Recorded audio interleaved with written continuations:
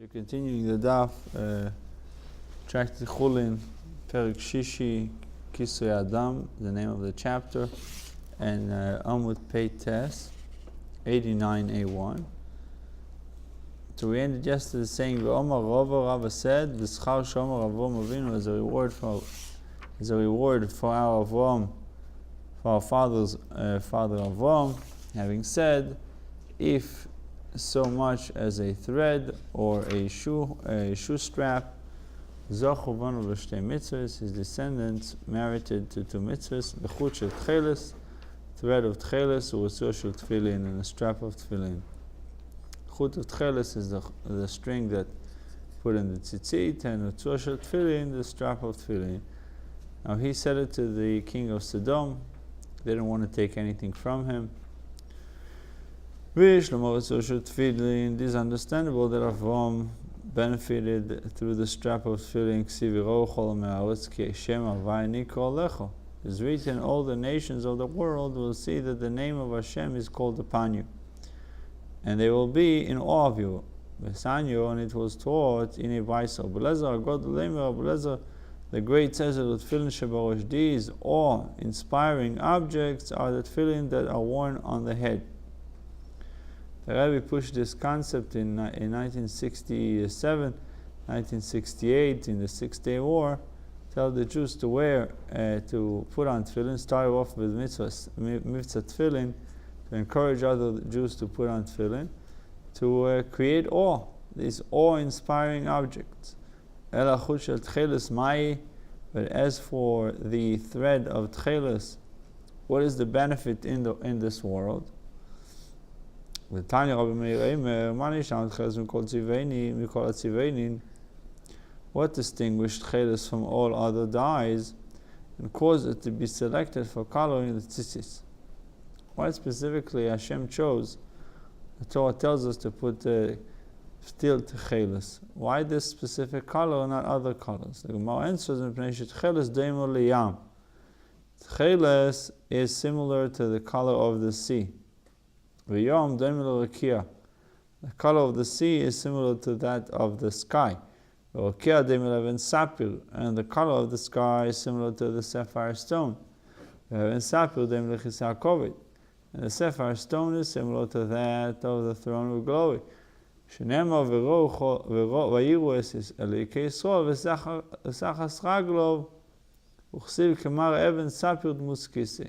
Stated, and they saw the God of Israel, and under his feet was like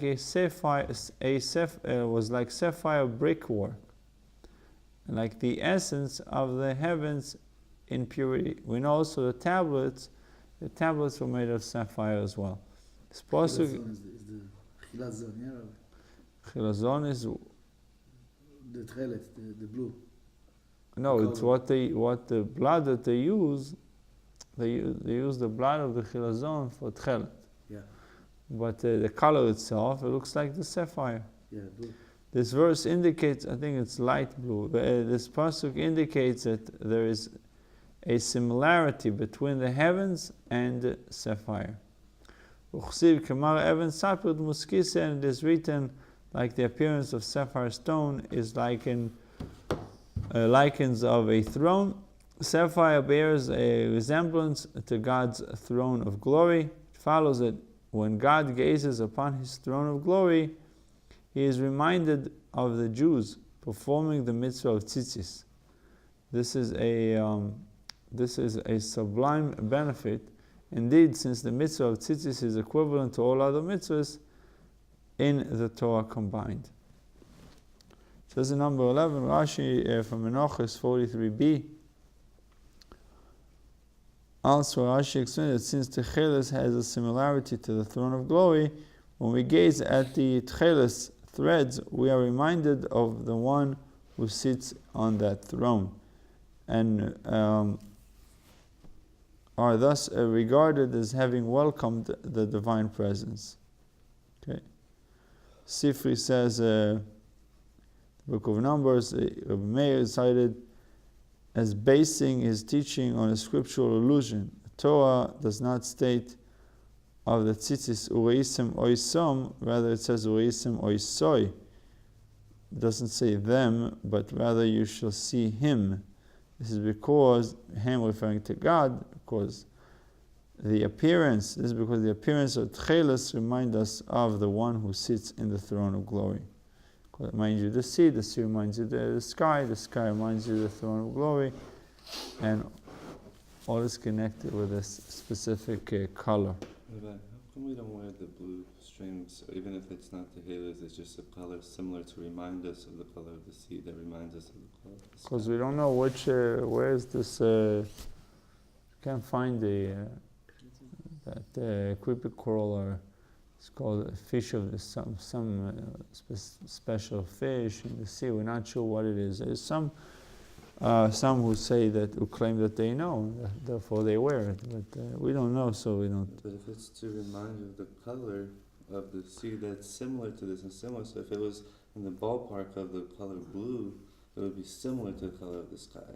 No, but since the Torah gave specific instructions where it needs to come from, we're not going to create our own. Can't use when it comes to Torah, you can't say I'm going to use logic, because if this doesn't work, so it makes sense to do something else. It's like remember I've seen this example with a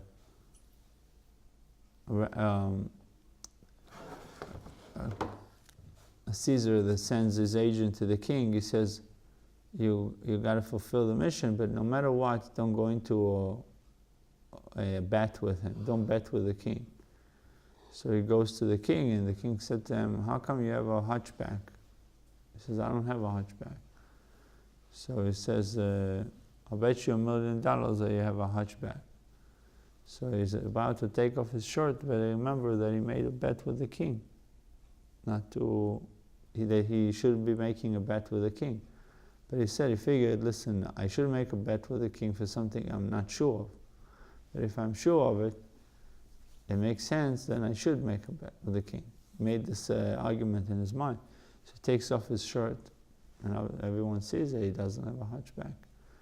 So he gets $1 million and runs back to the Caesar. Caesar told him, I told you not to make a bet with him, because he made a bet with me that he can get me undressed in front of everybody, and the bet that he made with me was for $10 million.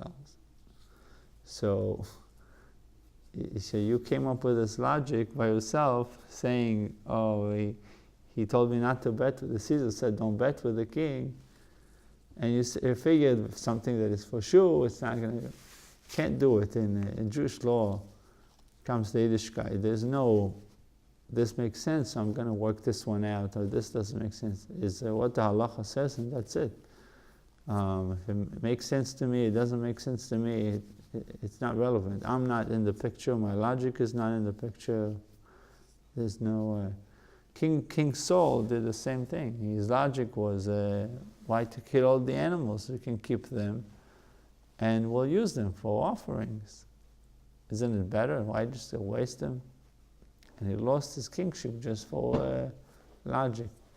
Comes to following directions, you got to follow it all the way, because you don't know what is the real reasons of God. Tov shemoya mizavach tov. So it's better to listen than a good offering. That's the best offering. So therefore, the rabbi said not to do it. When Mashiach will come, we'll know exactly what the color is. Maybe what we think the color is, and what they have. So we have to look at our tzitzis. The tzitzis today remind us the mitzvahs, because tzitzis constitute 613. We remind us the mitzvahs. It's a similar idea. Having mentioned above Avram's refusal to accept even as much as a thread or a shoe strap from the king of Sodom, the Gemara cites another homiletic teaching based on that passage. Omar Rabbi Abba, kosher gezel necho, stolen property that has been consumed is a grave matter. Since we find that even the completely righteous are unable to return it. what is it referring to? So it says in number 12, one who steals can repent without undue difficulty as long as he has the stolen property to return. Once he has consumed it, however, repentance is extremely difficult, since he can no longer return it, and would have to spend his own funds in order to make restitution. Stated that Avram responds to the king of Sodom, Bilodai, far from me, only what the young men have eaten. So he explains in 13, this is a part of Avram's rejoinder to the king of Sodom, although he refused to keep so much as a thread or a shoe strap for himself. He stated that he would not return the spoil that had already been consumed by the young men who accompanied him into battle. Now Avram was legally entitled to the property of Sodom since he won it in battle after the Sodomite abandoned it. And the king of Sodom had further relinquished it to him.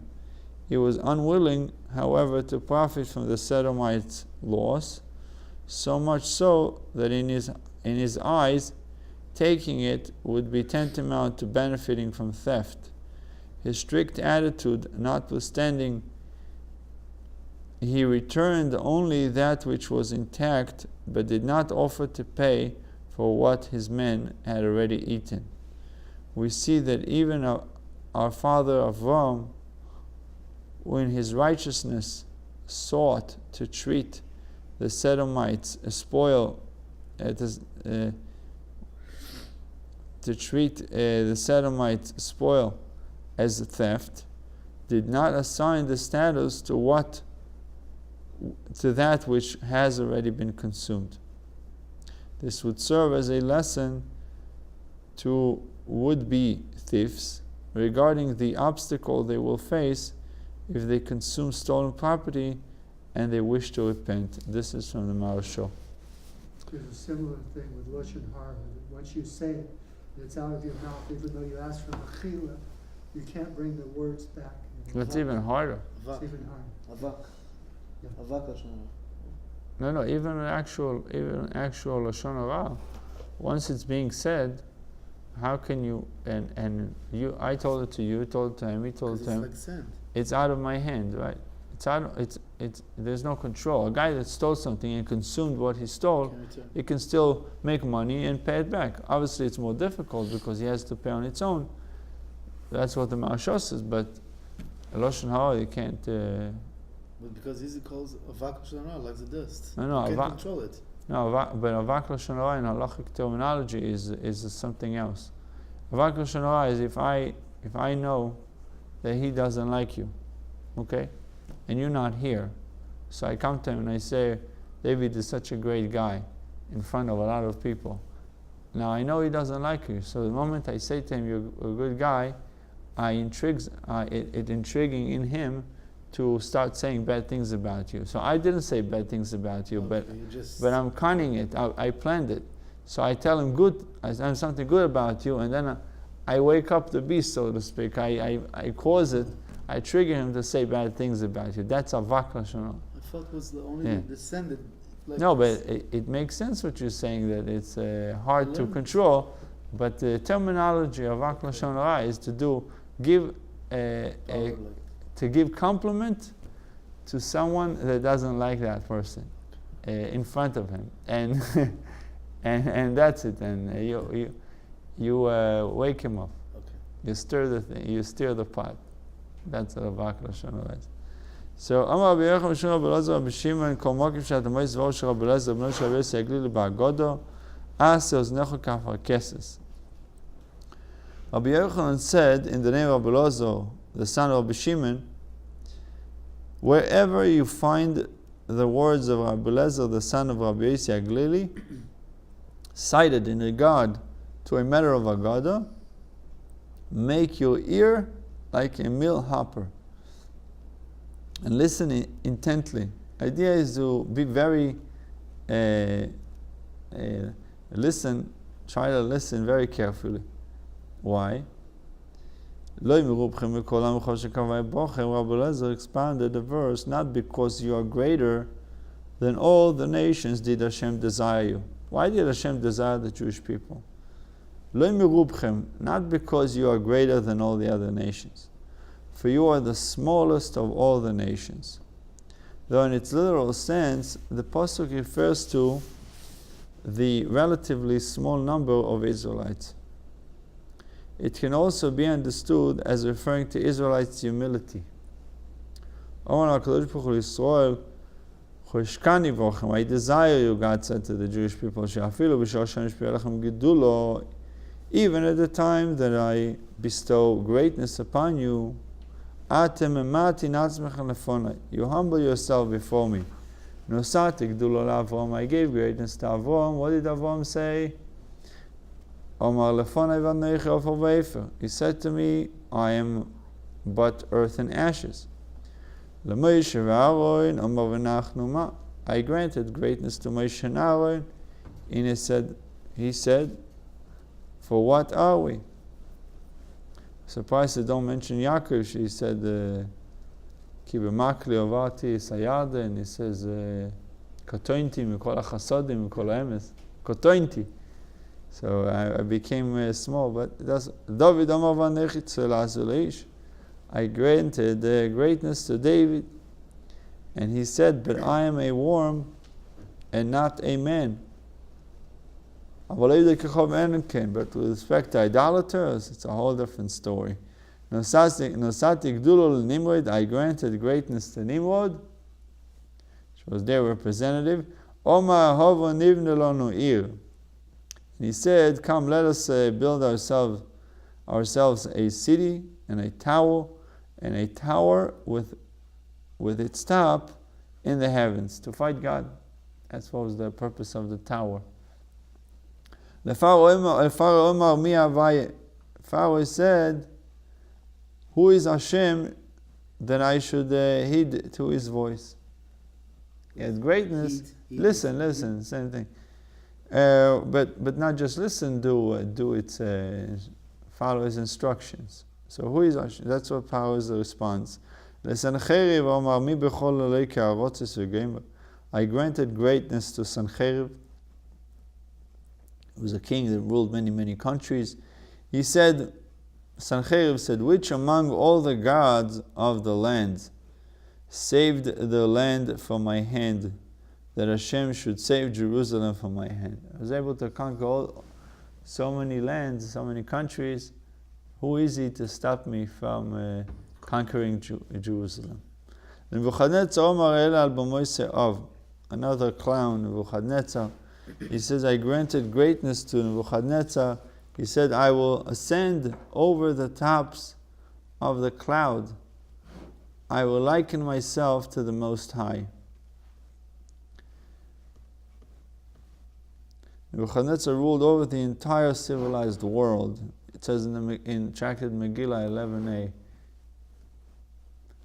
Lechir HaMelech Tzur, but it brought him pride, so that's why he didn't respond with the humility like the Jewish people, like the patriarchs.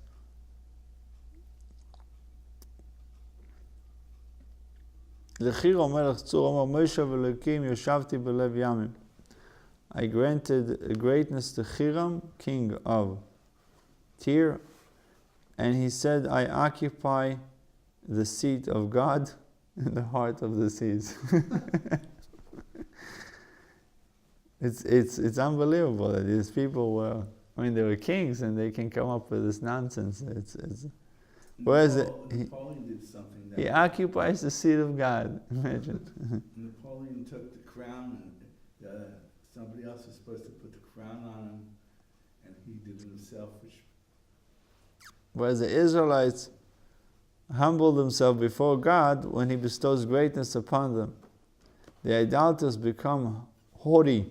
The verse teaches that it is on account of this virtue that God chose Israel as people. He said, let me see how you behave when I give you greatness.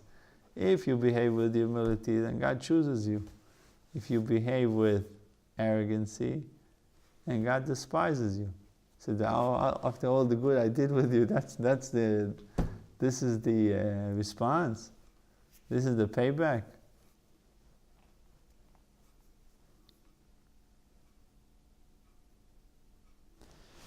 We know that it's really the opposite. The more you receive from Hashem, the closer you become to Him, right? You become closer to Hashem, meaning He's giving you, He's uplifting you. So the tzaddikim, the more they receive, the more nullified they become. The more you nullify yourself, Hashem is giving, like Yaakov, when I mentioned, Hashem is giving him, he says, Katonti, I'm not deserving it. Who am I to receive so much blessings? I crossed the Yarden with a stick, and look what I have now. Who is giving it to me? Hashem. I'm not deserving it. Katonti mikol hachasodim. I think there was a Maaseh with the Alter Rebbe when he was still a Talmud at the Maggid in Mezrich, that he came and he knocked on the Maggid's door, and the Maggid asked him, "Who is it?" And he said, "It's I." And the window, he knocked on the window. Yeah. Right. And the Maggid was upset with him because he used the word I. Right. Okay, Omar Rava v'yisema Rabbi Yochanan Godol shenema b'meish v'ar and Yosema shenema b'Avrom. Rava, or if you will, Rabbi Yochanan said, that which is stated regarding the humility of Moshe and Aaron is more significant than that which is stated regarding the humility of Avram. What did Avram say? Avram ksiv v'anechi ofer va'efer. Regarding Avram, it stated that he said, I am but earth and ashes. Ofer va'efer. Regarding Moshe and Aaron, it is stated, they said, but what are we? What are we? So it's even more of a greater level of nullification. Saying what are we represents a greater degree of humility than saying I am but earth and ashes. So I heard this Shabbos, a friend of mine, Danny Cohen, he said that he read it from the Uzhiner, that in Kisisa, in the Parsha, it says, Psal lecha shnei luchos avonim, that Hashem is instructing Moshe to carve 2 luchos, right? After he broke the first tablet, he told him, Psal lecha. So why does it say Psal? Pei samech lamed. Psal is a pesel. It's the same word as pesel. So in the Torah it says, Lo yelecha pesel. Lo yisasa lecha kol pesel. You're not allowed to do Lo yisasa lecha pesel. You're not allowed to make a pesel. You're not allowed to make a statue. Idol. Right? So it says, what's the difference of one time it says to Moshe Rabbeinu to psal lecha, and one time it says Lo yisasa lecha pesel. You shouldn't make any pesel. Same word. So I think it was the Uzhiner who said that the difference is with the lecha. Where's the you? If the you is before the then it becomes a pesel. If you are first, me in the picture, then it becomes pesel, becomes idolatry. But if the lecha is after psal, first you carve, and then lecha, then you come into the picture, then it's a tablet. So it's the same idea over here. Is whereas if the person is in the picture, everything revolves around him, becomes a pesel.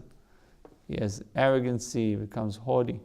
But if everything is revolving around Hashem, then it becomes luchos. Rava said, and Rava, or if you will, Rabbi Yochanan, he said the world exists only on account of the humility of Moshe and Aaron. As it is stated here regarding Moshe and Aaron. But what? Ma are we? And it is stated, he suspends the earth upon nothingness. Toile Eretz is hanging the earth. Toile Eretz, ditlot, to hang. Yeah. Al bli ma. What is bli ma? Nothingness.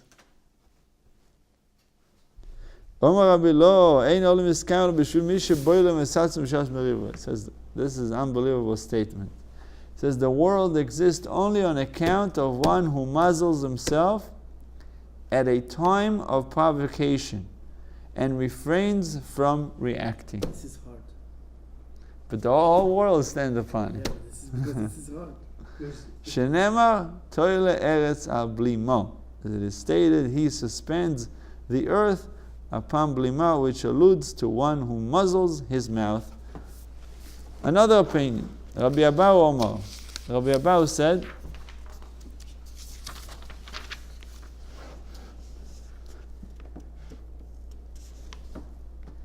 Mi shemesim atzmei kemi she'enoi. The world exists in the merit of one who renders himself as though he is non-existent. Shenemar umitachas zrois oilom. As it is stated, and below are the world's arms. So it says in Deuteronomy 33:27, the pasuk is understood to mean that those who are below, who allow themselves to be downtrodden, are the arms that hold up the world with their merit. Rashi, Sirif, for a variant version of the text, and see Ma'adani Yom Tov to Rosh regarding Rashi's reading, for a lengthy analysis of the various expositions cited in the Maharal.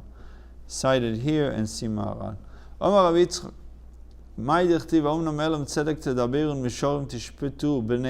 what is alluded by the verse, or what is alluded by that which is written? Is there indeed silence? Omnam elam, elam is like being mute. Is indeed silence, righteousness, should you speak with equity? Should you judge people? I guess with equity. With equity, should you judge people? The first two words in the pasuk ha'omnam elam can be interpreted to mean the vocation is muteness, alluding ma'u munaseh shel adam ba'olam hazeh. What is a person's vocation in this world? Yosim atzma ke'ilam. He should render himself silent like a mute. Yochel af l'divrei seira. It might be thought that this pertains even to matters of Torah.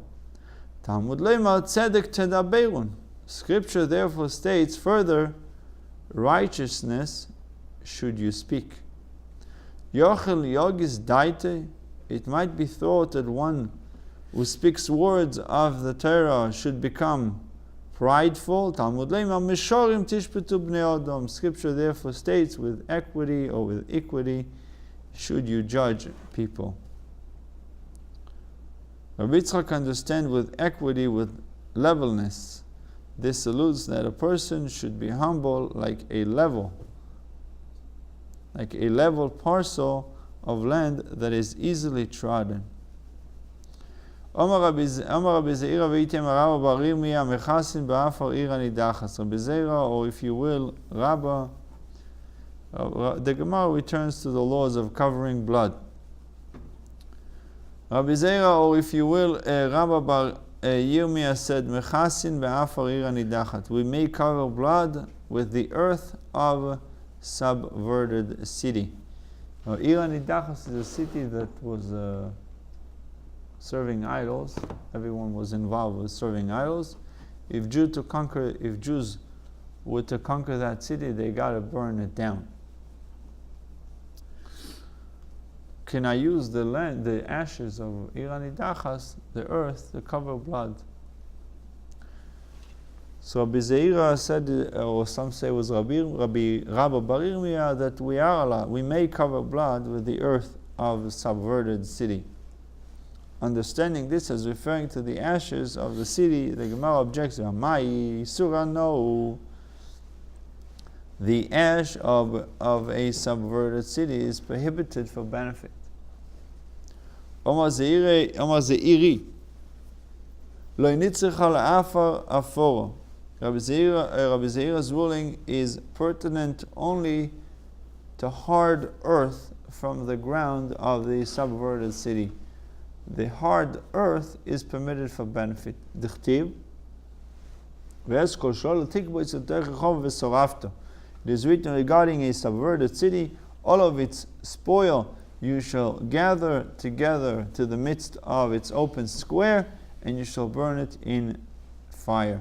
The pasuk specifies that the obligation of burning applies to mishain mechuso lekvitzo srifa, which requires only gathering together and burning.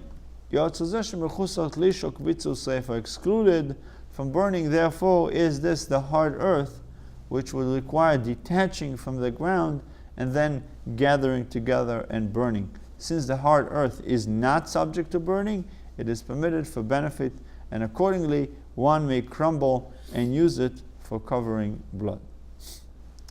A variant explanation of Rava Omar, but Rava said Rabbi Zeira means to permit the covering of blood even with the ashes of a subverted city. Why mitzvahs lo le'enus nitnu? The mitzvahs were not given to Israel for the purpose of our deriving benefit from their fulfillment.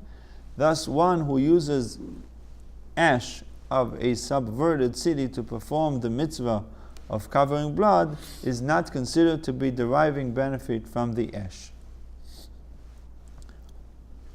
A discussion concerning Rava's opinion is cited. Ravina sat and prepared this discourse of Rava. Rav Rechumi challenged Ravina on the basis of the following brayso: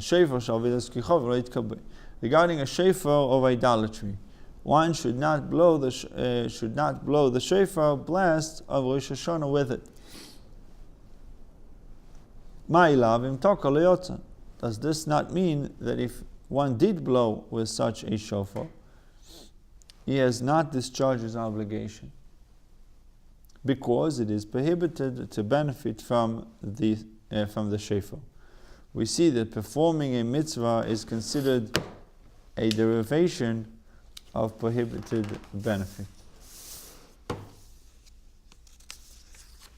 So you can't practice with the shofar for fire at the Judaica store or something like that? Judaica store, of course. But if we're talking about shofar of idolatry. Shofar of idolatry, so you're not allowed to derive benefit from shofars. From anything that has to do with idolatry, you can't derive benefit. So the argument was mitzvahs are not here for benefit, for deriving benefit. So we just answered that there is some benefit. It says we see that performing mitzvah is considered derivation of prohibited benefit. The fact is, you're not allowed to use this shofar. Ravina rejects this challenge. He says, "Lo, im tokayotza." Ravina said that if you did blow the shofar, not for practice, you blew the shofar on Rosh Hashanah, you fulfill your obligation. If one blew the shofar, blessed with a shofar of idolatry, has discharged his obligation, because performing a mitzvah does not constitute deriving a derivation of prohibited benefit. Vaisa means only that initially one should not use such a shofar because it is repugnant. Did it become a avodah zarah because of the animal itself? That somebody used the animal itself for avodah zarah, and the carrot is attached, or did it mean that it was taken off and then somehow? It could be probably both. Either way, Right. it could be either way. It's the animal, so then everything in it. But it seems more likely that the shofar itself was used, because when it's on the animal, it's called keren. Its keren is merely a horn, and only after you do all the work that is associated with it becomes a shofar. So over here they uses the word shofar. So since they use the word shofar, it means that it was already detached. It was given the title of shofar. So how would a person, a Maisa, accomplish that? Blowing tekiyas, in other words? If someone blows in the church, is used for Avodah Zarah. If someone used the shofar to blow and he says he's calling his gods by blowing the shofar, or he's blowing to the Buddha or whatever it is. How about if you're blowing in a not orthodox shul? It's not Avodah Zarah. He's just not doing it right, or he's desecrating Yom Kippur or Shabbos blowing shofar. I saw the reforms that blow shofar on Yom Kippur. It's still there. I had a shayla once. We blow the shofar at the end of Yom Kippur. They blow the shofar in the midst of Yom Kippur. I was once in a Judaic store in Brooklyn, and it was before Rosh Hashanah, and a Galach came into the store, and he bought a shofar. So the question is, are you allowed to sell it? Even though you're a business that's open to sell things, are you allowed to sell a shofar to a Galach? Well, you don't know what he's going to use it for, but still, you can imagine if he bought it, he probably plans to. Well, the whole discussion, the Gemara in Avodah Zarah, you remember we learned if you're allowed to sell chickens to, if it's the day of the holiday, it's not the day. Depends on which color they are, right? Right, depends on the day, so it's not, it could be a possible issue. Also today you can buy online. So you can buy tefillins, kosher tefillins online and use for Avodah Zarah. Yeah, but a person doesn't know who's See buying the name Paul, online. you have to be careful. The person doesn't know he's buying online, but the person in the store sees who's buying. That's right. Joking, I don't know. It probably you can't sell because you don't know that it's going to use it for idolatry. Today there's no real idolatry like back in the day, even though a church is considered.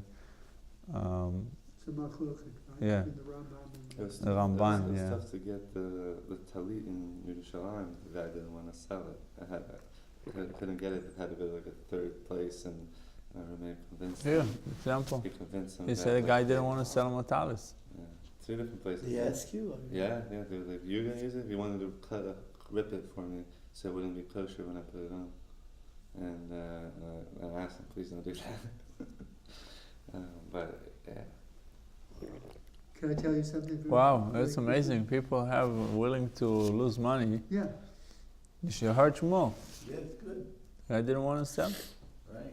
I'm I just surprised. wanted to tell you a very quick mice that I heard. It's amazing. We were talking about Achshverosh and Paro and this Baal Gaiva. So the Maisa was a Maisa Shahai. It really happened in Russia during the time of Stalin. Stalin said that everybody in every city has to come out and say hooray for Stalin, right? And the Yidden didn't want to go out and do it. And I think they asked the Frierdiker Rebbe, and the Frierdiker Rebbe thought about it, and he told them that in Russian to say hooray is hoorah. Right. Hoorah, meaning he is evil. So he said all the Jews should say this. So they all went out and they said hoorah, and the next day Stalin died. Yeah. No, but Stalin died after I don't know. Friedrich. I heard that this story was with the Rebbe. He was. Maybe it was with the Rebbe. It had to be the Rebbe because he was It had to gone be with the already. Rebbe. Yeah. I heard there was a Fabregan 770 and the Rebbe said Not for him. Maybe that said to was say it. 3 times hoorah, and everybody said together hoorah. And, Yeah. and they heard that that time, it's a Shabbos, I think it was Shabbos, so they heard that he had a heart attack and died. That's it. Who's the heart attack? Rav Rechumi asks from a further segment of the Baisa. Lulav shel avedas kechavim lo yitol. One should not take a lulav of idolatry. You should not take it to do the mitzvah. My love, it says lo yitol. You shouldn't take it. My love, im nota lo yotza. That if you did take it, you did not fulfill your obligation. Loi, the Gemara says no. Im nota yotza. If one took a lulav of idolatry, he had discharged his obligation. The Baisa means only that initially one should not use such lulav because it is repugnant. Vatanya Tokal Liyotzo, if one did blow with a shofar of idolatry, he has not discharged his obligation. Not Aliyotzo, if one did take a lulav of idolatry, he has not discharged his obligation. We learned that he did not. So how come over here it says Yotzo? Amar Ravashi Hachyashtos. Is this a comparison there in the case of a shofar and lulav? Shiura beinan. We require that the objects used in the mitzvah have a certain measure. V'avedas kechovim kisuse mechateis shiura. And when an object is one of idolatry, its measurement is considered pulverized. Hacha here, in the case of covering blood, however, kol ma demichtas ma'ala lechasuye. The more pulverized a substance is, the better it is for covering the blood of a slaughtered creature. It says in number 2 and number 3, there is a legal principle that once an object is condemned to be burnt, it is viewed as if it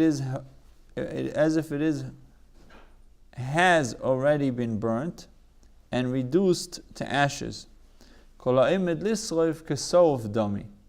it's going to be burnt. We are deeming it, considering it as if it's already burnt. In other words, it has lost its physical significance. Accordingly, any object that requires a minimum size in order to be valid, such as shofar or lulav, is considered to be lacking that size and unfit for use. If the halacha dictates that it be destroyed, since the shofar and lulav of idolatry must be burnt, they are viewed in the eyes of halacha as lacking the physical dimensions or dimensions required for their respective mitzvahs. Meaning that you're considering this a shofar as being smashed to pieces. It's not there because it's supposed to be burnt. The lulav, the shofar, we are considering it destroyed already. So, but to use it for covering the blood is it seemingly is fit to cover the blood with it. This qualification of something. In number 3, it says that this qualification of something whose measurement is pulverized pertains only to objects that are required to be one organic unit, shofar or lulav. It is a mitzvah, if a mitzvah can be performed with an aggregate of small particles, as in the case of kisur adam, even material that is pulverized is valid. You can't do a mitzvah with the shofar that was pulverized. It's not shofar anymore. But with the ashes, you can. So, Hadron Oloch, Kisui Adam, we shall return to you, Kisui Hadam. And with this, we're completing chapter 6. And we are getting into chapter 7. And chapter 7 is speaking about the Gid Hanoshe, the sciatic nerve. You have a nice big picture of the sciatic nerve. It seems like it starts all the way from the spine of the animal and goes all the way down to its hooves. And it has branches that comes out of it. There is two very similar to one another, but one is closer to the tush than the first one. The one that is Gid Hanoshe is the one that is closer to the tail. The one that is similar to it is closer to the stomach. And so we're going to see these. We're going to use these terminologies of Gid Hanoshe, sciatic nerve, Kaf HaYorech, which is the spoon. It's called a spoon of the thigh. You can see the picture of it. That's Kaf HaYorech. And then you have the yorech itself, which are very similar. The thigh bone and the spoon of the thigh are very close to each other. And you have something called konkinois. Knoi kinois. Knoi kinois is the offshoots of the Gid Anoshe. It's like branches that comes out of it. Knoi kinois. That's why we have the profession of niku. Niku is knowing how to extract these konkinois. Yiddish they call it a traber. Traber. Yeah. Yeah. So that's Hebrew is knoi kinois or Aramaic, and in English is the offshoots of the Gid Anoshe. It's literally looking like roots that comes out of the Gid Anoshe. It's like a branch and then offshoots. There is also something called Gid HaChitzoin Leminag Ashkenaz and Gid HaChitzoin Leminag Teimon. A formal nerve, ephemeral nerve, and personal nerve. Femoral? Probably from the femur bone. No, one is femoral Perineal. and one is Oh. perineal. Oh. One is so according to the Taimon is perineal nerve, and according to Ashkenaz is femoral nerve. But we'll see in the Gemara. But we're going to read some introduction over here in chapter 7. The following chapter deals with the law of Gid Anoshe, the sinew in an animal's leg that the Torah forbids us to eat. The scriptural source for this prohibition is found in Genesis, in the passage describing Yaakov's struggle with the angel prior to his meeting with his brother Esau, chapter 32, verse 25-32. When the angel realized that he could not prevail over Yaakov, he struck Yaakov's hip, dislocating his thigh bone from his hip socket and leaving him with a limp. In consequence, the Torah, verse 33, states, Al Kain, therefore, Lo yoichlu v'nei Yisrael es Gid Anoshe. The children of Israel are not to eat the Gid Anoshe, the displaced sinew, Asher al kaf hayorech, that is on the spoon of the thigh. It clearly speaks where. If you look at the other one, is not directly on the spoon of the thigh. And Kinoga b'chafirch Yaakov b'Gid Anoshe. To this day, it says the Torah that in the spoon of the thigh, to this day we should not eat because he struck the spoon of Yaakov's thigh on the displaced sinew. Now, the spoon of the thigh, to which the verse refers, is the rounded flesh that wraps around the top of the thigh bone.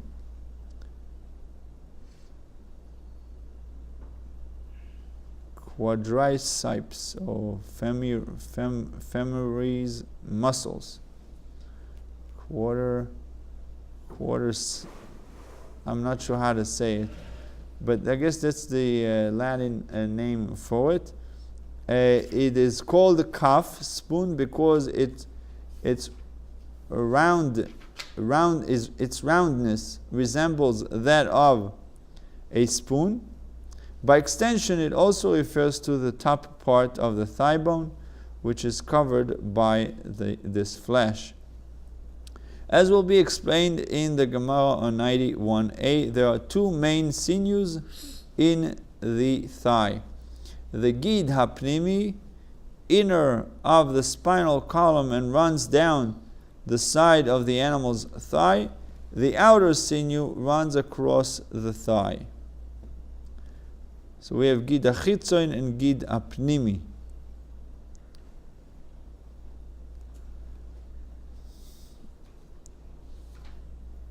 Gid HaChitzoin, the outer sinew, and the inner sinew, it says the sciatic nerve branches out from the rear of the spinal column and runs down the side of the animal's thigh.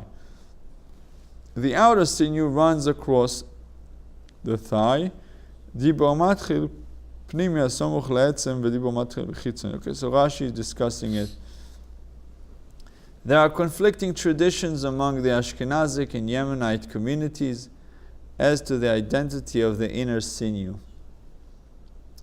The picture on the facing page illustrates two traditions. See 91a, note 4 for elaboration of this matter. The biblical prohibition against eating the gid anosha applies only to the inner sinew, the sciatic nerve. The outer sinew is forbidden rabbinically. Is prohibited forbidden rabbinically. Even with regards to the inner sinew, there is a Tanaic dispute as to which portion is prohibited under biblical law and which only under rabbinic law. This will be discussed below. There is also a Tanaic dispute whether the prohibition applies to the sinews of both hind legs or only to one of them, presumably the right one. We had that question before, if a person eats gid anosha from the right side and from the left side, in other words, we talked about that. Yeah. Why the cow, Rabbi, was chose to have this gid anosha? Why The chickens, the chickens doesn't have it. Why the cows? specifically? Can I just add one paragraph here that's important? Sure. So Rabbi Steinzel says another practical issue that is discussed in this chapter pertains to interactions between Jews and Gentiles. In a location where all animals are slaughtered only by Jews and the butchers publicize when they sell a treifa to a Gentile, a Jew may purchase raw meat from a Gentile. The Gemara explores whether in such a case a Jew may send a whole animal's thigh as a gift to a goy, or whether he must be concerned that the goy will sell it to the Jew without removing the gid hanasha. Other issues discussed include whether the sciatic nerve has no same time, whether it has the status of meat, or whether it's considered to be something that has no taste. This question has important ramifications with regards to the principles of teruvas, in other words, of mixtures of forbidden and permitted substances, as well as whether the sciatic nerve gives flavor to the thigh if it is not removed before the thigh is cooked. Yeah. So, gid anosh noig ba'oretz u'chutz la'oretz, the Mishnah says the prohibition against eating gid anosha applies both in the land of Israel and outside of the land. Bifnei habayit v'sheloi bifnei habayit, when the temple exists and when the temple does not exist. B'chulin u'mikdoshin, and to both chulin and to kochim. Unconsecrated and consecrated animals. V'noig b'veimo v'chayil applies both to beimo and to chayil, be'orach shel yom v'orach shel shmoel, both to the right thigh and to the left thigh. Ve'einu noig be'oif, but it does not apply to fowl. Mipnei she'en lo chav, because they don't have a spoon-shaped flesh on the thigh. So I guess it might possibly have some kind of sciatic nerve, but it doesn't have the spoon, which we said is the thigh bone, the spoon of the thigh. That's what the bird doesn't have. V'noyeg b'shlil, it applies to a fetus. Rabbi Yehuda Eimer, eino noyeg b'shlil, does not apply to a fetus. V'chel b'muto, and its chaylev is permitted. Ve'ena tabochim ne'emonin al gid anoshe, the butchers are not trusted regarding the removal of the gid anoshe. Div Rabbi Meir, these are the words of Rabbi Meir. They are trusted regarding the removal of both the gid anoshe and the chaylev.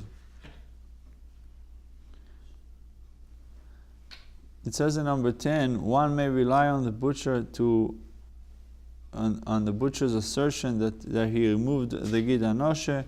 Rabbi Meir maintains that the removal of the gid anoshe is a painstaking process, which entails removing all of its traces and even the parts that are deeply embedded in the thigh. We suspect the butchers of not executing this difficult task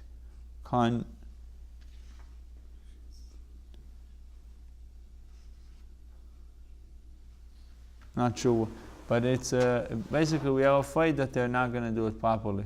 The halakha over here says that they have to do it under hashgacha. Somebody has to be watching them while Right. they're doing it. To make So Rabbi Meir says, I don't trust them. Chacham says we do trust them. The reason the sages dissent in regard to Gid Anoshe will be explained in the Gemara. Also discussed why the sages maintain chelev in the rejoinder to Rabbi Meir when Rabbi Meir made no mention of it. The Gemara addresses the Mishnah's third clause, which states that Gid Anoshe's prohibition applies to both Chullin and Kochim. Mukdashim Pshita, that the Gid Anoshe prohibition applies to Kochim animals is obvious. Vishum de'akte sheipoko le'iso Gid minei. Just because one consecrated it, is that any reason for the Gid Anoshe prohibition to depart from it? Well, obviously that it remains. Just because it's consecrated doesn't mean you don't have to take care of the sciatic nerve. The Gemara suggests a possible answer and rejects it.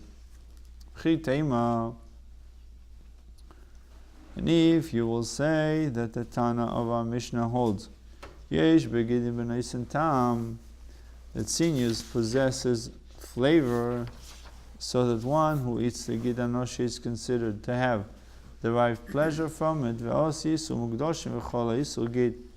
And the Tana teaches us that the prohibition of deriving unlawful benefit from Kochim comes and takes effect on the Gid Anoshe prohibition. This cannot be. For the Tana should then have said that the Kochim prohibition applies to Gid Anoshe, rather than that the Gid Hanoshe prohibition applies to consecrated things. The Gemara therefore suggests another interpretation of the view of the Tana of our Mishnah and the novelty of his ruling in regards to the Gid Anoshe of Kochim animals. So we're trying to find what's the novelty that Gid Anoshe applies also to Kochim. Isn't it obvious that it should apply to Kochim? But what about Ola? Ela Kasova Ola also. Maybe we should remove it. Ela Kasova and Begidim B'naisin Tam. Where the Tana of our Mishnah holds that sinews do not possess flavor. Uve Mukdoshin, and with respect to Kochim animals, the Tana means to teach that. Isu Gid Ika, Isu Mukdoshin, like there is only a Gid Anoshe prohibition in effect. There is no Kochim prohibition in effect. V'sova Tana Didon ein Begidim B'naisin Tam. But thus our Tana holds that sinews do not possess flavor. Vatinan. Why? We have learned in the Mishnah below, if a thigh was cooked with its Gid Anoshe, is there, if there is in the thigh an amount of meat such that the Gid Anoshe imparts flavor to it, it is prohibited. Evidently, our Tana maintains that the Gid Anoshe possesses a flavor.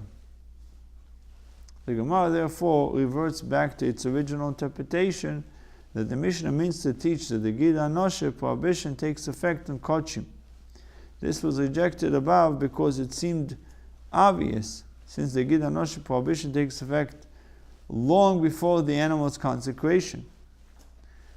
The Gemara now offers a way around this objection, meaning the prohibition of Gid Anoshe existed way before the animal became Kochim. Yeah. It's always there. It's there from the beginning.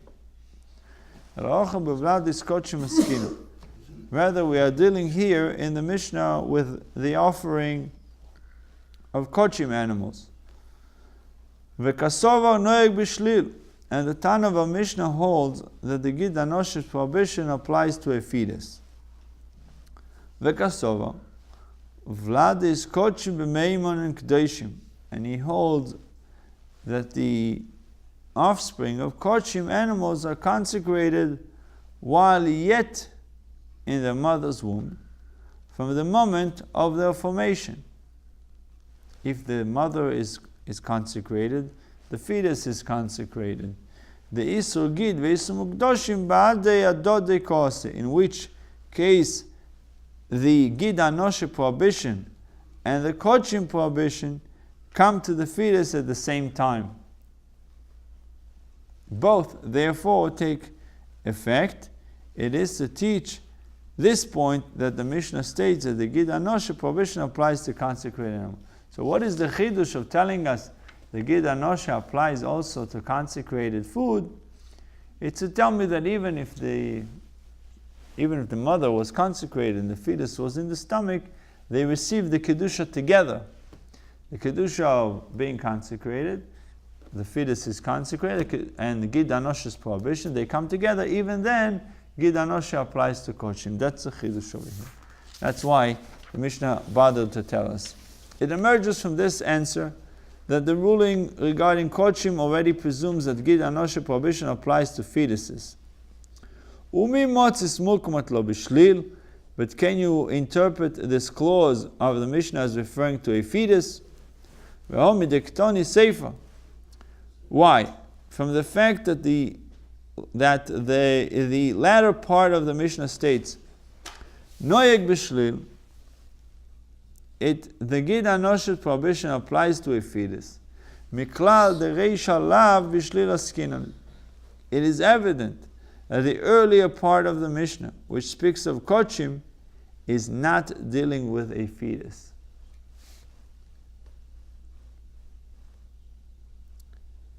If the Sefer is speaking about shlil, about the fetus, then probably the Reisha is not discussing fetus.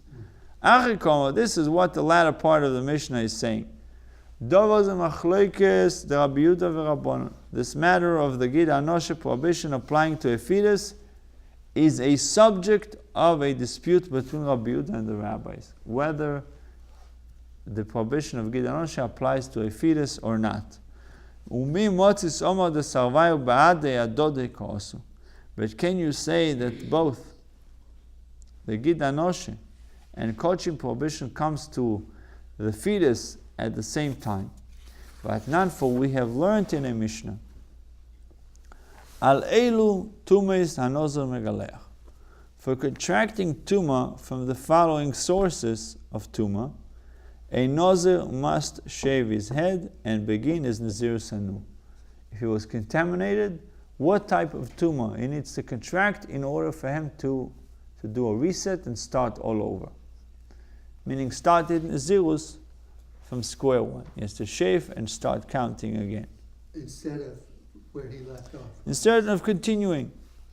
So it says, alames, for contracting tumah from a human corpse, val kazayis minamis, and for contracting tumah from an olive's volume of the flesh of a corpse. V'kashil. Now, in regards to this Mishnah, we had the following difficulty. Al kazayis minamis megaleach, if a nozer shaves his head for contracting tumah from even an olive's volume of the flesh of a corpse. Al kula le'kol sheken. Now, if you tell me that if I touch kazais from the corpse, I become tameh, you need to tell me that if I touch his body, I become tameh. No. Isn't it obvious? If I touch a little bit, I become tameh. Obviously, if I touch a lot, then I'll be tameh. So why then does the Mishnah bother to teach us that a nozer who contracts tumah from a whole corpse shaves his head? Rabbi Yochanan said in answer to this question that the mention of a whole corpse is not needed except to include in this listing an aborted fetus whose limbs were not yet bound together by sinews, to teach that it transmits tuma as a complete corpse, even though it does not contain an olive's volume of flesh.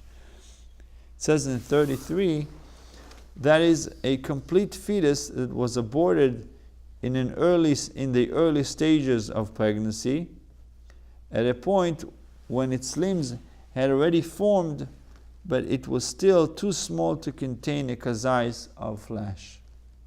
As a point. Had the sinews formed each of the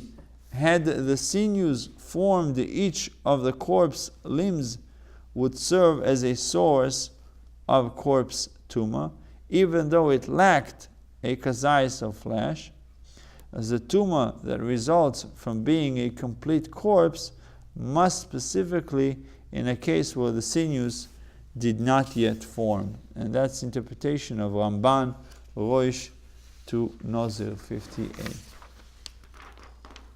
And we'll end off with the question, Ama isu mukdoshin kodim. We see from the fact that the sinews develop after the limbs, that the kochim prohibition comes to the fetus before the Gid Anoshe prohibition. Meaning the capability of transmitting tuma kicks in before the Gid Anoshe, because the Gid Anoshe is sinews. The limbs are coming to, first. The kochim prohibition comes to the fetus before the Gid Anoshe prohibition, not together with it. So therefore, it's going to be a greater chiddush to say that even Gid Anoshe applies also to kochim. But we'll discuss it, God willing, tomorrow.